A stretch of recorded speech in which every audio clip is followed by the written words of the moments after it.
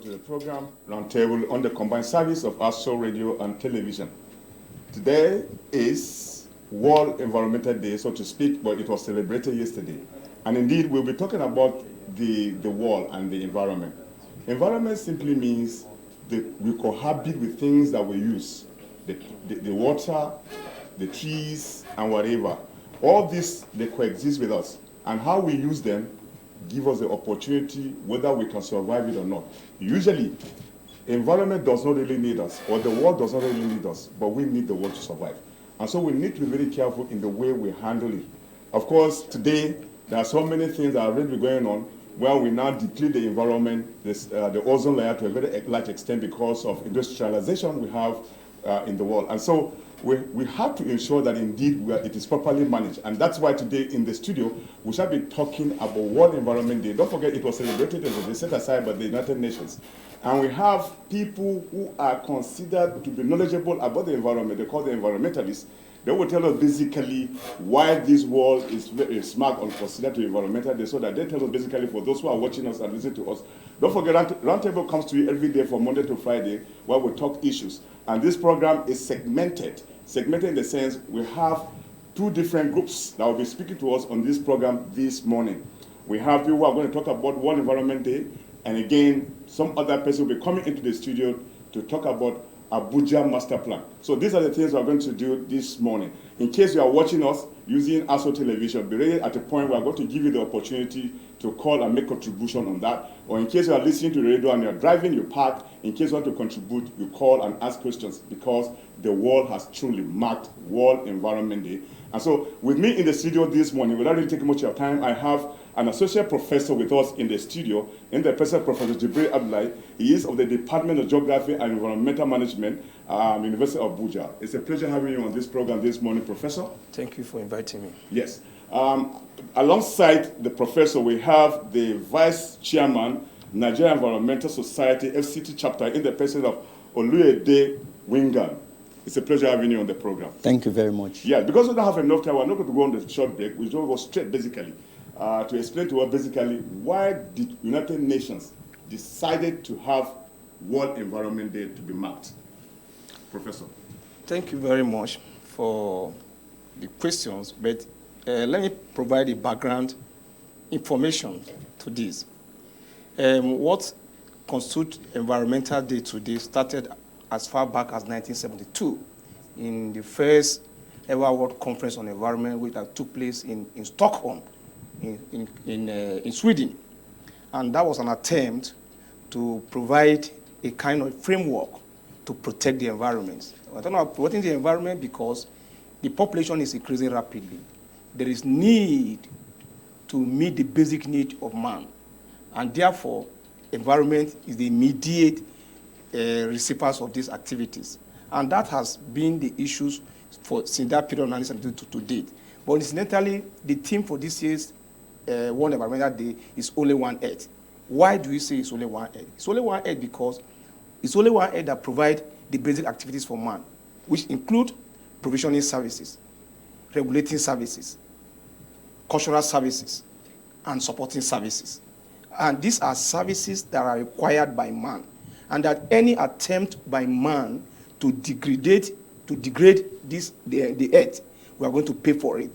And therefore, the need to maintain and restore and protect the environment is very critical at this period of our national life and national development. And that is the key focus of this year World Environmental Day. Professor, thank you so very much. Let me get back to the Vice Chairman, Nigeria Environmental Society, FCT chapter, in the person of Oluyede Wingan.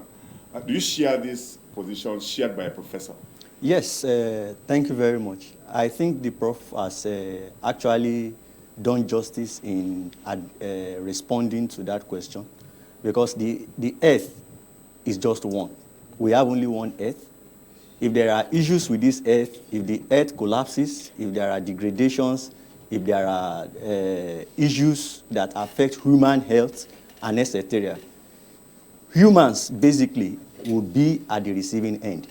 And that is why it becomes very imperative for everyone, both the elites and the non-elites, to take stock of the environment and also be accountable to the environmental services that the world or the earth provides for us. Thank you. Yeah, when we talk about environmental services, can you name some of them? Yeah. Some of these environmental services, we talk of the provision of food from the water bodies. We talk of the ecosystem, the services the ecosystem provides in terms of atmosphere, land, water, and the globe generally. These services, once we are not able to assess them, it becomes difficult for human survival in terms of health, in terms of provision of food, in terms of every other thing. Okay. Let me get back to you, Professor. Categorically, you put it in a way that whoever that is watching or listening to us will basically understand where we're really going. Was there a problem that you felt the Stockholm meeting should be held at the way it was held? And what are those problems that we felt at a point threatened the existence of the world that we felt it was important for them to do what they did at Stockholm? Yeah, at the initial stage, the world was very, very unserious about the environment, because what we're interested was about economic development, industrializations, and so on and so forth. But they got to a point that the development, industrializations, economic attainment cannot go on without taking care of the environment. Because that is the point they start noticing that the environment, in other words, the Earth ecosystem was undergoing a lot of ecological deterioration, ranging from ecosystem fragmentations, ecosystem modification, biodiversity loss, climate change, water pollutions, industrial pollutions, you name them. And that look, and even the increase in populations. And that look, if efforts are not put in place in terms of policy framework, in terms of conventions, in terms of collaboration, inter-country collaboration, then we are in for problems. And that is why since that period, effort has been put in place. For Copenhagen Conventions, the ozone layer depletion convention, the Montreal protocols, the Rio de Janeiro conventions, and we have many CAPs, we have the Conference of Parties and what have you. These were put in place to address the seemingly increase in environmental problems. And if you situate it within our own country, we have a lot of environmental problems that is ravaging the countries, and that we cannot attain development alone, cannot be building industry alone, cannot be building road alone without looking at the effect on the environment. And that is why this theme this year is that only one Earth. Because it's only one Earth that we drive whatever we drive from it. Like I said, what we drive from the Earth are enormous. But essentially, the derivation from the Earth are divided into three major groups: supporting services, cultural services, regulatory services, and provisioning services. We're talking about supporting services, we're talking about ecosystem, soil formation, where we drive agriculture from. We're talking about cultural services, aesthetic value, recreations, spiritual value. Regulating services in terms of climate change, water purifications, and so on and so forth, or flood mitigation, flood abatement. Provisional services are the basic food we derive from the environment. So all these are very important, and that if we don't take care of the environment, don't take care of the earth, we are not likely to get to this supply will be there. And again, it is when we take care of this environment that these resources will be continually being produced, because the environment operates in a way that the moment we go beyond the carrying capacity of the environment, then we are in for trouble. It is because the carrying capacity has been exceeded, the equilibrium. Every environmental system has equilibrium balance. The moment that equilibrium is distorted, you can have problems we are talking about. Erosions, soil desiccation, soil deterioration, that is the problem. And all these things this framework are being put in place to address this seemingly environmental problem in the country and in the world. Okay. Well, as Vice Chairman, Nigerian Environmental Society, FCT chapter, what did you do? What are the ways did you deploy to ensure that people should become conscious of how one word could be used? Yeah, thank you very much. As Nigerian Environmental Society represented in FCT chapter, we have done a lot of awareness campaign. As a non-governmental organization, we go to organizations to enlighten them on the proper ways of for instance, waste disposal, on pollution control. We go to schools to catch them young also. We collaborate with government bodies to address some of these environmental challenges that have been mentioned. Are we just joining the world to mark World Environment Day, or we have noticed some kind of challenges in this country for the fact that we are misusing the earth? Yes, there are a lot of challenges, a lot of challenges. For instance, if we come to the north, we can be talking of challenges like deforestation in the north.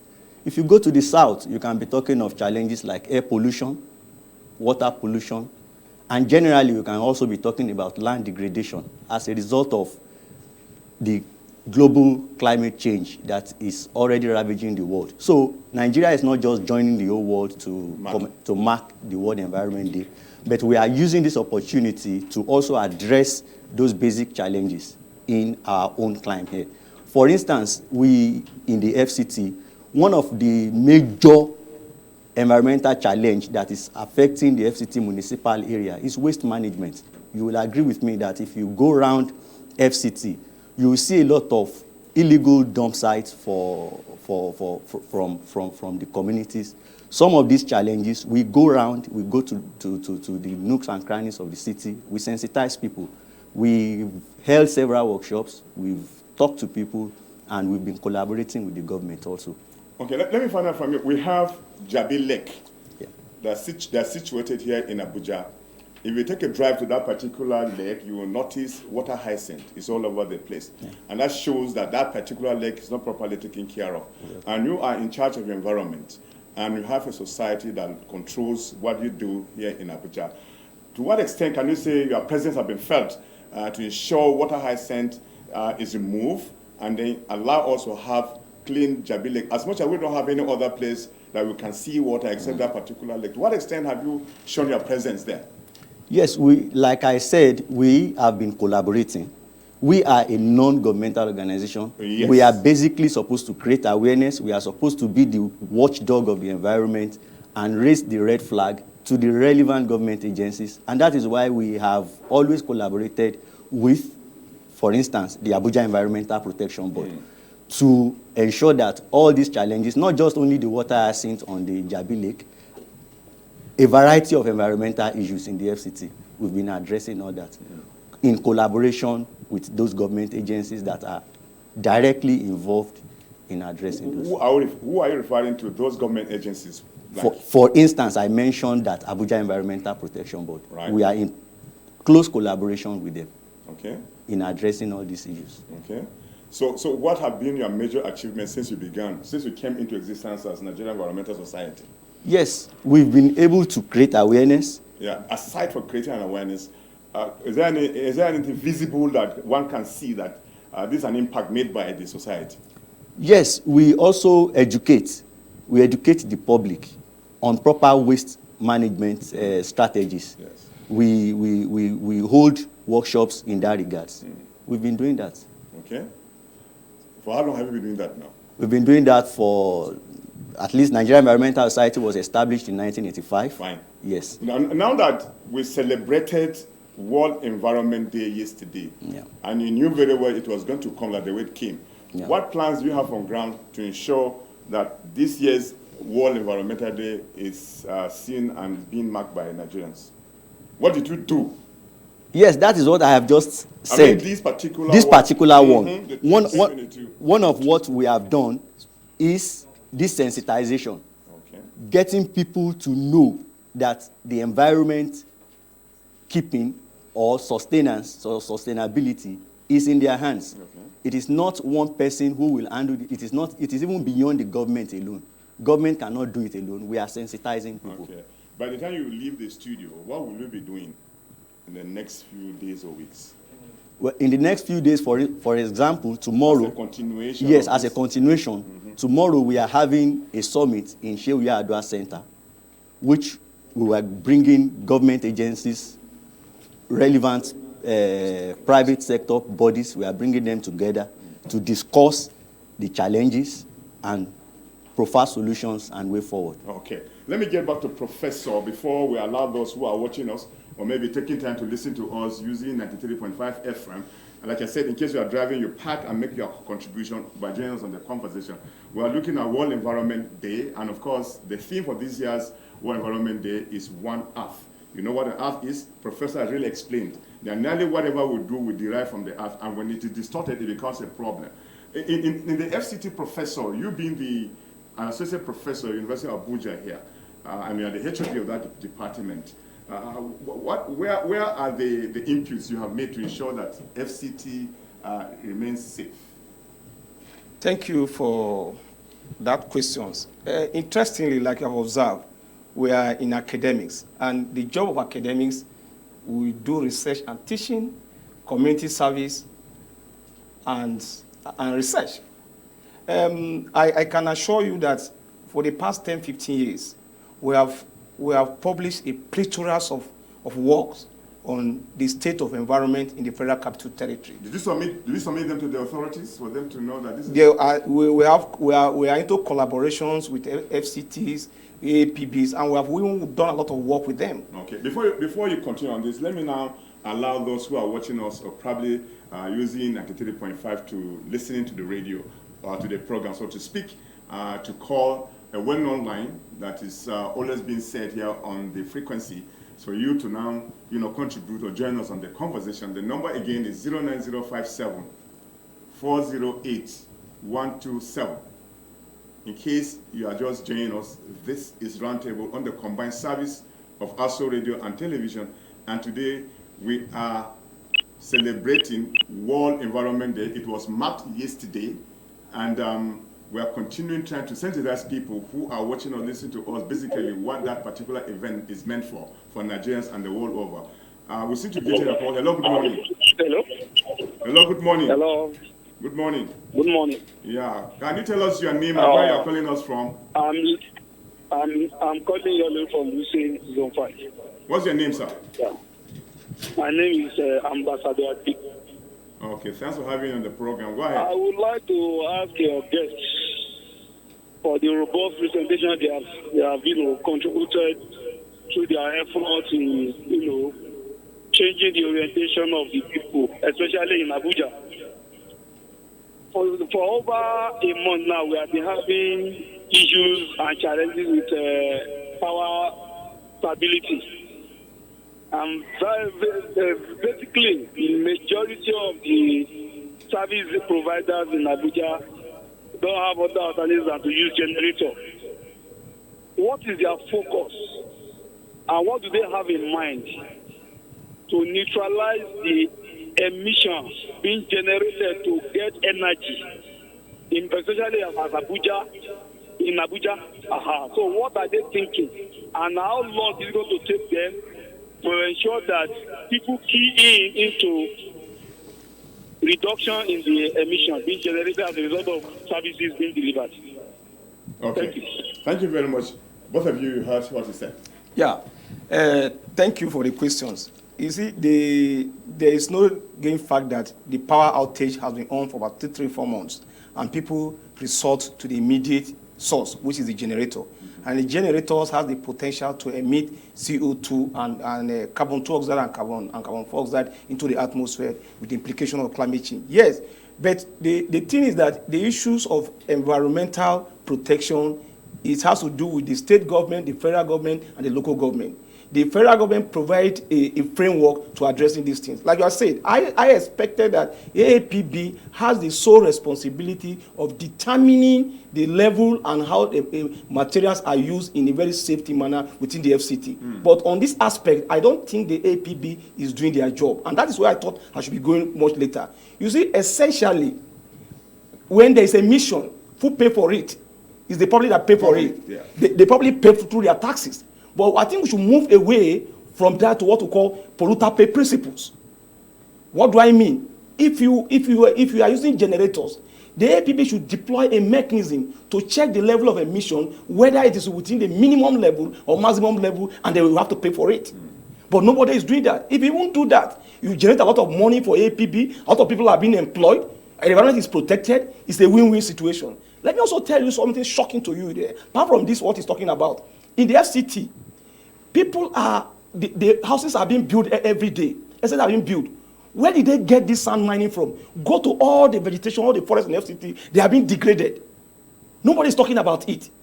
Go and check from Buhari, from Kubwa, from Nyanya. They have degraded all the soils and what have you there because of the building. The APB is not talking about it there. In the next 10, 15 years, Abuja become highly degraded areas. So, and I also expect that the APB, who are responsible for the protection of the environment, should come up with a mechanism to charge those people, pay for it. That's number two. Number three, look at the level of development of housing estate in Abuja. 10 hectares of land being given out. There are trees in these hectares of land. These trees are being removed. Do they pay for it? No. I think it is high time we do what we call tree tax. If you are giving hectares of land and there are 200 trees in that place there, the APB should be able to enumerate those trees there and you pay for it. Because the trees is a public property.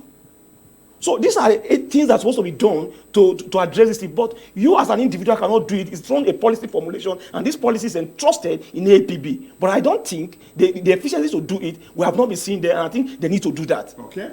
Let me ask Oluyede Winga. Yeah. The professor has given you a very serious challenge. You as a society, and you are based here in the FCT, to what extent do you follow some of these regulations to ensure that we don't have some of these challenges that he is enumerating here? Yes, thank you very much. Just like I said, we follow up with these government agencies. We are a watchdog. We are supposed to raise flags, red flags, when we see some of these things. And that is why we go to them, we write to them, we notify them, we work together with them, yes, to ensure that they do what they are supposed to do. Mm-hmm. So do you go back, do you have any feedback mechanism to ensure that what you have told them, they are really doing it? Yes. So that you'll be able to assess them properly? Yes, we do. Okay. Let's read out the number again for those who are watching us or listening to us to make contribution in case they are interested to be part of this program. The number is 09057 408 127. The number again is 0905 7408 127. That's the number. Now, let me get back to you, Oluyede. Yep. If you check during the rainy season, particularly in Abuja, most places are overflowed to a certain extent that lives are being threatened. And sometimes it is as a result of, like the way Professor said it. Hello. Hello, good morning. Hello. Hello, good morning. Good morning. Yes. Tell us your name and where you're calling us from. Hello. Yeah, we can hear you. Your name and exactly where you are. Yes. This is Peter calling from Guanupa. Okay, Peter, go ahead. Yes, sir. Go ahead, Peter. Is Peter there? All right. Peter can still call back. The number again is 09057 408 127. 09057 408 127. That's the number to join us on the conversation. Let me get back. Get back to you. Okay. Yeah, you listen to him, and as a result of the planning here in Abuja, haphazardly, waterways are being blocked, and when rain starts falling, the rain becomes a threat to even the houses and lives as well. And we have seen that people have been flooded, carrying away to a point that we don't find them at the end of the day. If you are in Abuja, to what extent are you being carried along to ensure that when houses are being planned, some of the suggestions you are making are equally taken into consideration? Yes, some of these suggestions, just like we already know, when we give these suggestions, we go back to them, we follow up with them, we engage them in roundtable discussions, we engage them in various social dialogues to ensure that they do what is supposed to be done in revamping the environment. Okay, let's pick this call. Hello, good morning.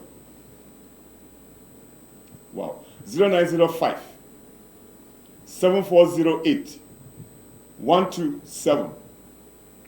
0905 7408 127. Join us on the conversation. We are looking at World Environment Day. Of course, the theme of this year's World Environment Day is One Earth. You know what Earth stands for? Nearly what we do, we derive it from the earth.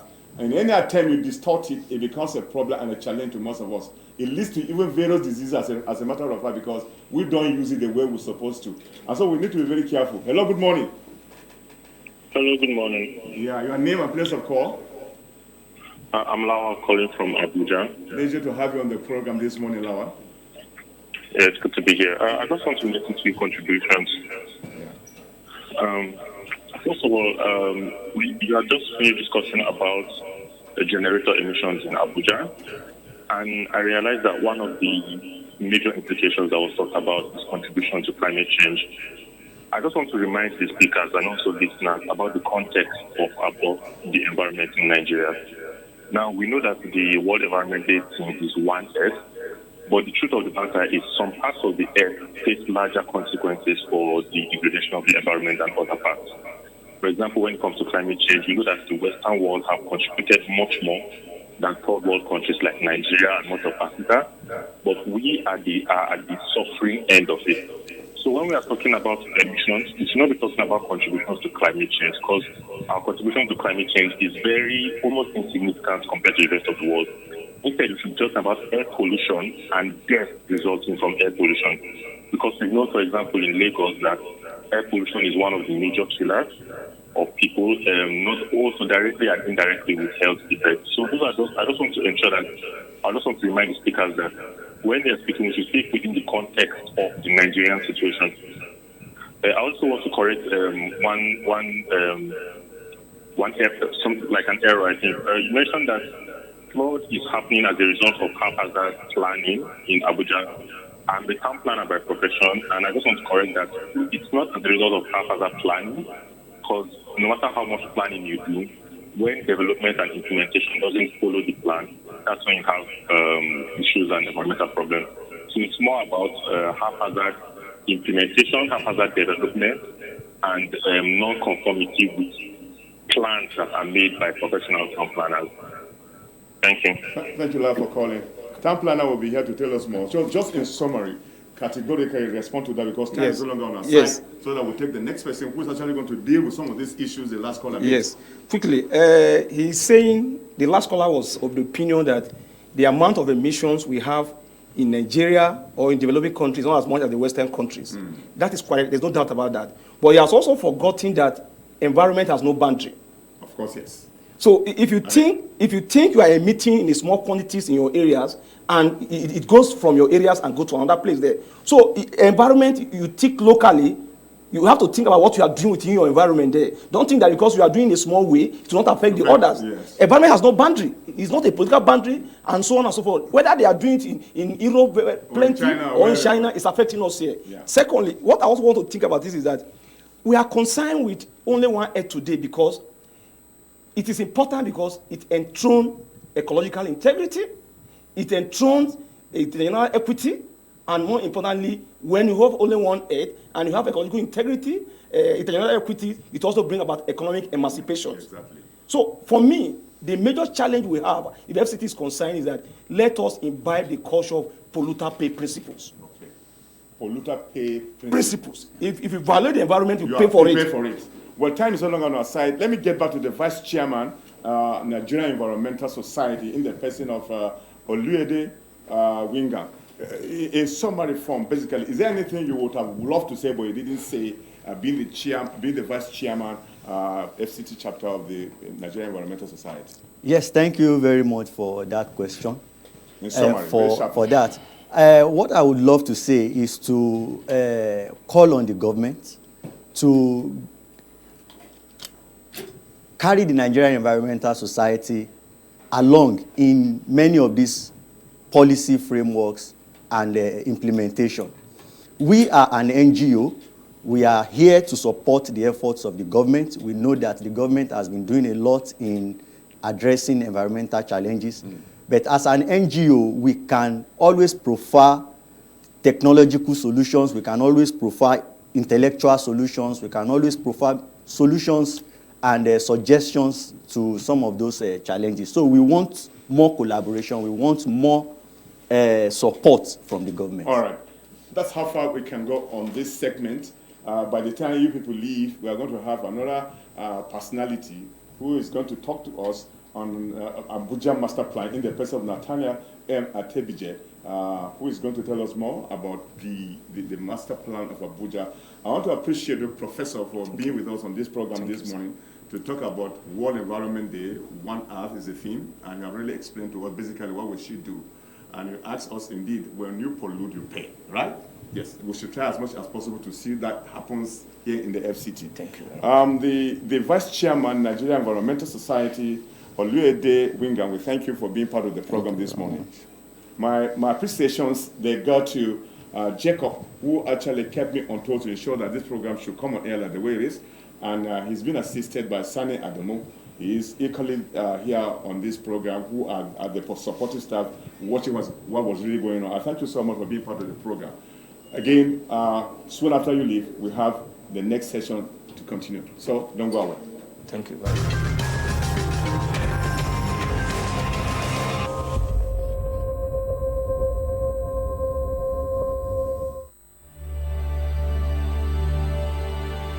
The welfare of millions of people for generations to come may be affected by the wisdom which we here display.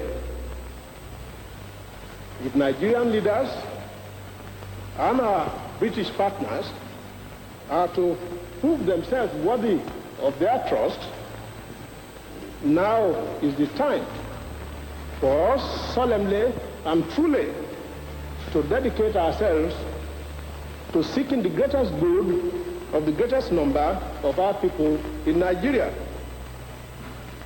Independence for Nigeria in 1960 is imperative. But independence for Nigeria as a corporate entity is not enough. The peoples of Nigeria must at the same time be guaranteed their freedom. We must ensure that in an independent Nigeria, individual citizens throughout the land enjoy liberty, human dignity, and equality under the law. There must be one Nigeria with one constitution and one law for all. Let us therefore, Mr. Chairman, sir, close our ears to the counsel of despair, which says that we cannot here at this conference agree on a constitution. If there's any doubt among us as to what should be written into the constitution, let us, as Democrats that we profess ourselves to be, refer such problems, as the Gaulle has done recently, to the people whom we profess to represent, either just before or at the federal elections late in 1959.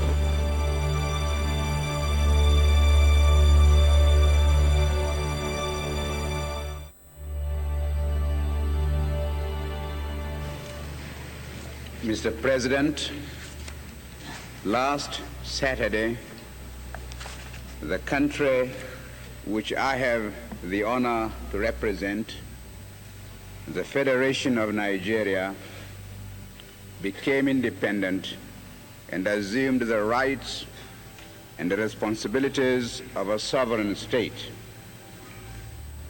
Today, Nigeria has been admitted into the United Nations organization and assumes still more responsibilities.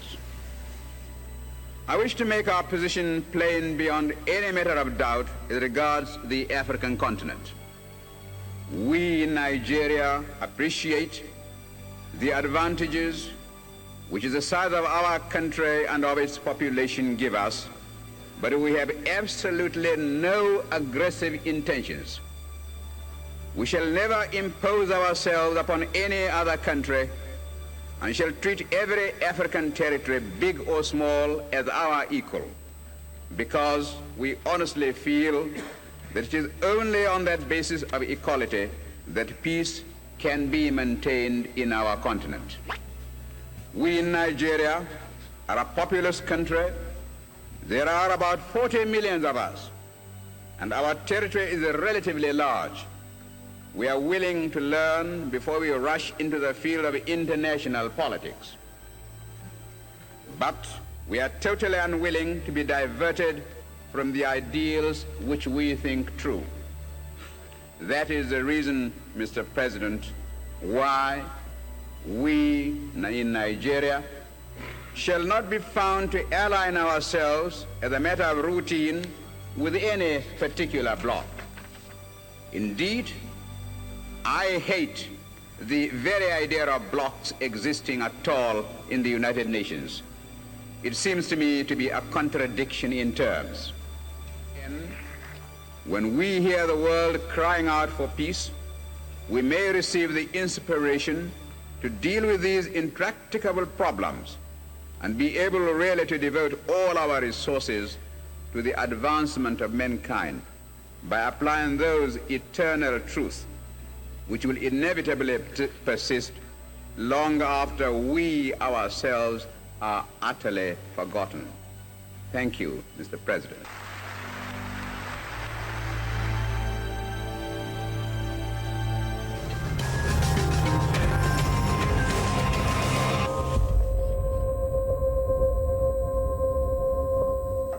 Good to have you back on this segment. It's been Roundtable on the combined service of ASO Radio and Television. Of course, the first segment of 30 minutes, you watch us, you listen to us, where we had members of environmentalists who are very much grounded in handling issues related to the environment generally. And you know, yesterday indeed was World Environment Day. It was set aside by the United Nations, and countries joined together to mark this particular day, and we saw it happening in Abuja.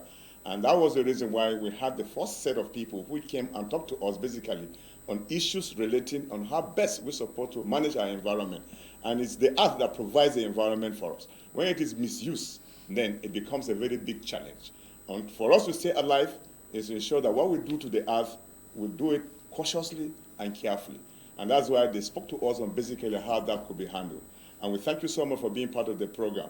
This segment again, we're going to look at Abuja Master Plan. Abuja Master Plan simply tells you that whatever you do inside it is being regulated or based on the law or how the city is set aside. As a matter of fact, there's not any other city that came into existence in this country using the law. It's only the FCT. And that means whatever you do inside must respect the law. If you are building, if you are driving, and whatever you do, even eating and throwing anything away, you must be doing it within the law that has been set aside by this FCT. For over time, it's getting closer to 30, 40 years we've been living here as the nation's capital. To what extent can you say that indeed what we are seeing, what we are doing those things within the time frame of the law? Again, we have with me in the studio a very knowledgeable personality in the person of town planner Nathaniel Atebije.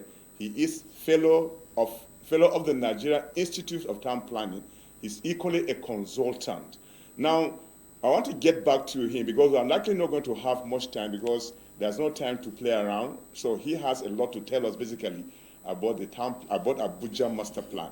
When somebody tells you planning, it then means he is avoiding errors. And so I'm going to ask him a question. Now that we have planning in Abuja, are there errors, Mr. Nathaniel? Thank you very much, Topsy, for inviting me here this morning to talk about the master plan of Abuja. Now, the master plan is a conception of the hearts of professionals concerning what the city should look like, how it should grow, how it should be developed. Now, you know that we tell you how land uses should be organized, transportation system, and all the things that are components of the city system, how they should be organized and coordinated for effectiveness and for sustainable living. That is the whole job of the town planner.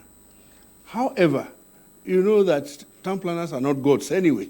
It is only God that is perfect. So we're not saying that there are no errors. There is always provision for us to review master plans. Okay. Because whatsoever you do, you monitor, you evaluate, and ensure that what you planned is what you are having. Now, without that, you'll be making errors.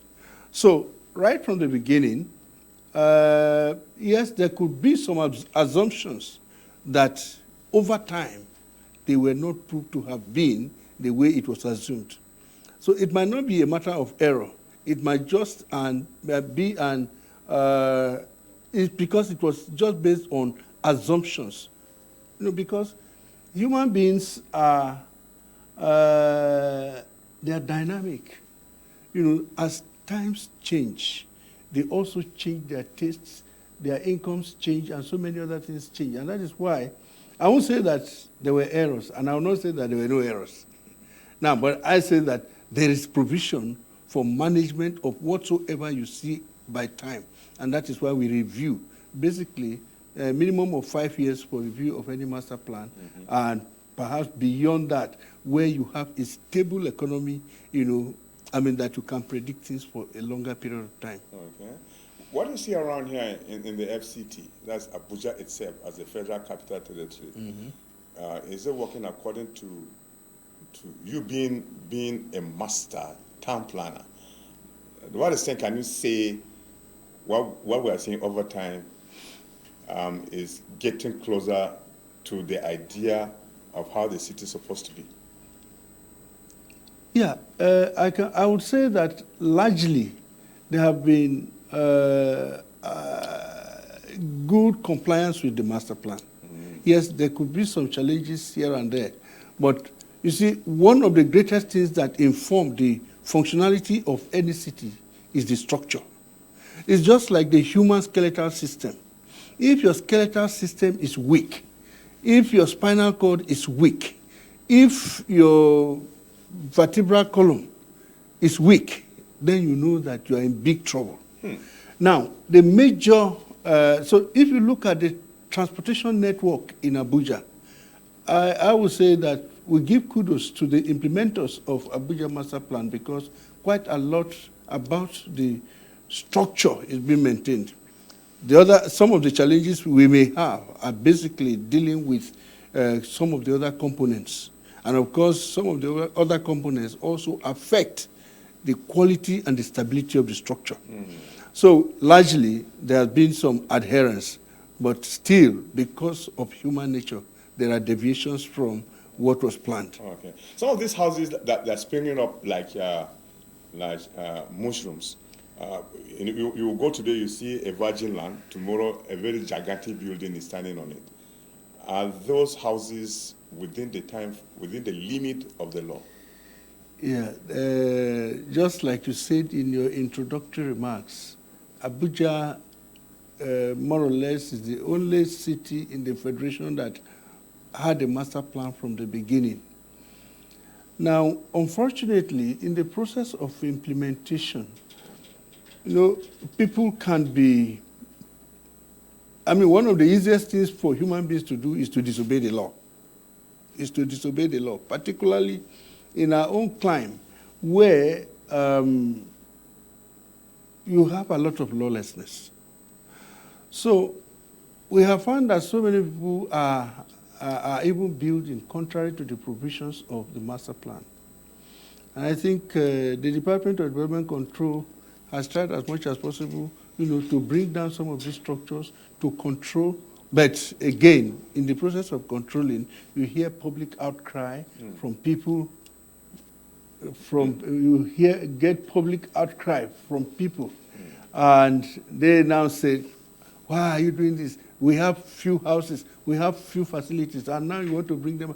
But anything that is not done according to the law is lawless, and we cannot condone lawlessness. But let me tell you that to a good extent, as much as the Development Control Department tries to ensure that things are done according to the law, you cannot enforce except you are equipped. Except you are equipped. You don't have enough staff. You don't have enough equipment. I mean, the machine, because these things, to ensure that you handle illegal development, there must be effective monitoring.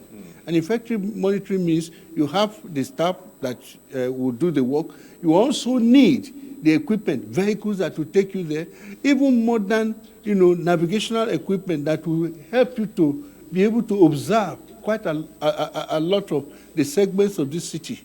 You know, even right from your office, these things are not available.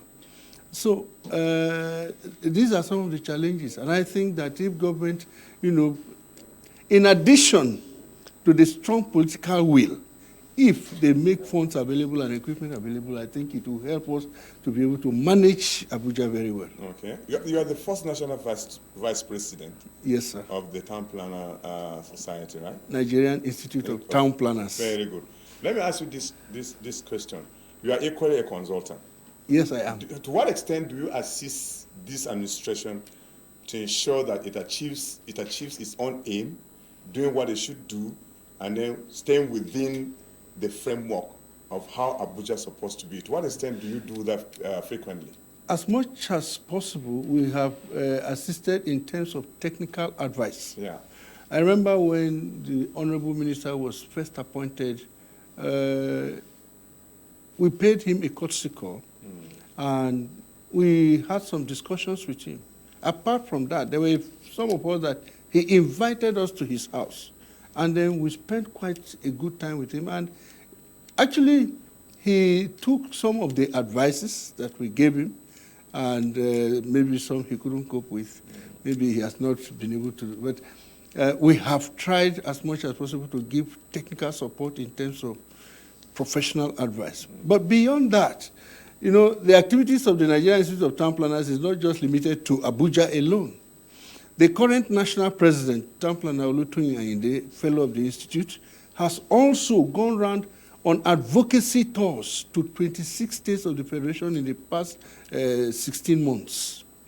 We have met governors, we have met vice chancellors, we have met deputy governors, we have met legislators all across the country to let them know that the first duty they have towards Nigerians is to plan their environment. Because without an environmental plan, without a plan for their towns and their cities, the economy cannot grow. There will be a lot of sicknesses and diseases. There will be a lot of challenges. There will be a lot of crime within the environment, all just because it's not planned.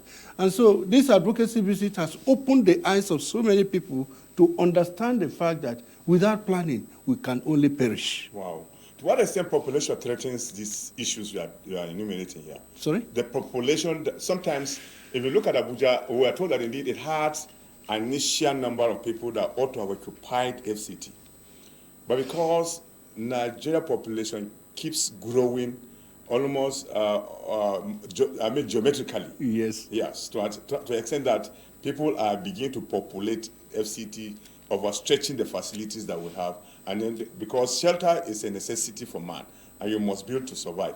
Can you still see the challenges there as a result of population overstretching or challenging some of these issues you have just enumerated? And if that is the case, how do we manage that? Yes, as for, because we are all Nigerians, nobody needs visa to enter Abuja. Everybody is free to come into Abuja. But the problem is that many people are not sure of where they are going to stay, even when they take their trip to Abuja. And that is what is giving rise to shanties. Now, the only way we can manage this is, first of all, get enough accommodation. I mean, the government should get involved in providing, you know, accommodations, even makeshift accommodations. Makeshift in the sense that, you know, somebody can come to Abuja if it's a person that has potentials to add value to the city.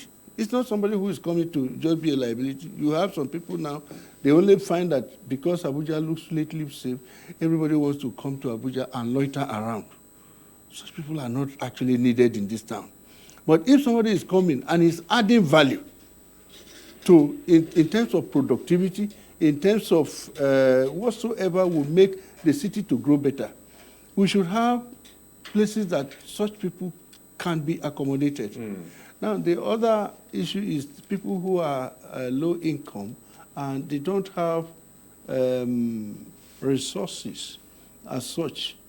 Now, in other climes, you have what you call social housing that will be able to accommodate such people. You know, even if it is for a while, you have subsidized housing programs that people can key into. But I must tell you that the problem we have in Nigeria, it is, and I don't know whether it is simply attitudinal or orientation that we need, or, I mean, because what you even provide for the downtrodden, the people at the highest level also want to benefit from it. Can you imagine? Through selfishness and greed. And so we must let the population of Nigerians know that nobody grows through greed and nobody grows through, such acts. There should be a change in terms of thought and the greed level of the people who are either in government or people who are well-to-do in the society to allow the lower class people to survive. Well, sir, there's no time again left for us. Score the administration. When I'm talking about scoring the administration, I'm not talking about the present administration.